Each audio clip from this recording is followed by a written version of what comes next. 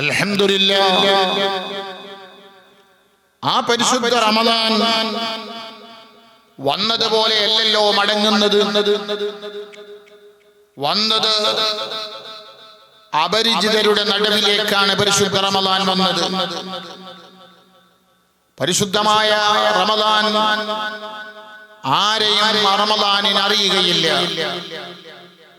എങ്ങും സ്വീകരണങ്ങൾ, ഭക്ഷണമൊരുക്കി, പാനീയങ്ങൾ ഒരുക്കി, വിഭവസമൃദ്ധമാകുന്ന ഭക്ഷണ പദാർത്ഥങ്ങൾ ഒരുക്കി, നോമ്പ് പിടിച്ചു, നിസ്കരിച്ചു, സദഖ ചെയ്തു, ദിക്റുകളും തസ്ബീഹുകളും തഹ്ലീലുകളും തംജീദുകളും അങ്ങനെ തുടങ്ങി ദിക്റിന്റെ മാസ്മരിക മന്ത്രധ്വനികൾ ഉരുവിട്ടുകൊണ്ട് പരിശുദ്ധ റമദാനിനെ വരവേറ്റു.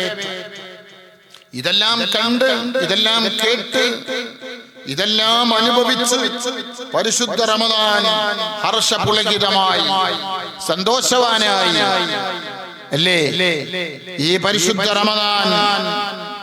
എന്നാൽ നാം മനസ്സിലാക്കേണ്ടത് പരിശുദ്ധ റമദാനിനെ നാം വളരെ വ്യക്തവും യുക്തവും ശക്തവും മാന്യവുമായ രീതിയിൽ വരവേറ്റു.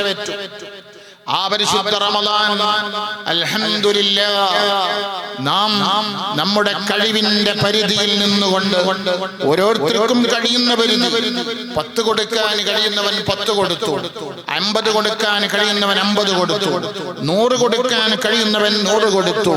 അങ്ങനെ ഓരോരുത്തരുടെയും സാമ്പത്തിക രീതിയുടെ കപ്പാസിറ്റി അനുസരിച്ച് സദഖകൾ ചെയ്തു അല്ലേ, ഭക്ഷണ കിറ്റുകൾ വിതരണം ചെയ്തു. ഇല്ലാത്തവന് ഉള്ളവനിൽ നിന്ന് സംഘടിപ്പിച്ചുകൊണ്ട് ഇല്ലാത്തവർക്ക് എത്തിച്ചു കൊടുത്തു.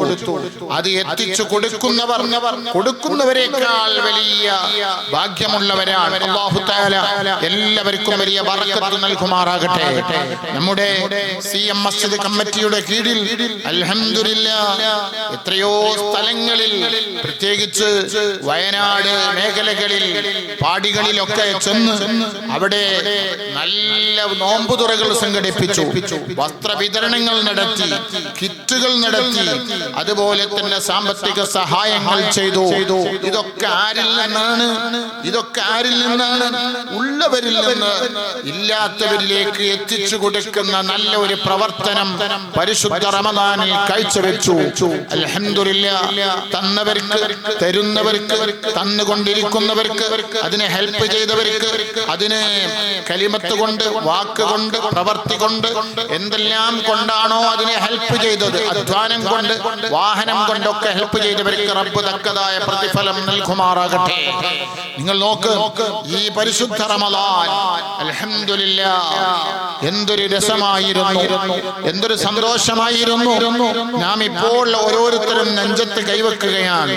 റമദാൻ ഇത്ര പെട്ടെന്ന് കഴിയുകയാണോ, റമദാൻ എത്ര പെട്ടെന്ന് തീരുകയാണോ എന്നല്ല ഒരു ബേജാറ്, ഒരു വിഷമം, ഒരു പ്രയാസം, ഒരു സങ്കടം, ഒരു ആവലാതി, ഒരു വേവലാതി, ഒരു വല്ലായ്മ, ഒരു അരുതായ്മ നമ്മുടെ മനസ്സിലൊക്കെ തികട്ടി വരികയാണ്, ഓളം തട്ടി വരികയാണ്, അലതല്ലി വരികയാണ് അല്ലേ. അതാരുടെ മനസ്സിൽ?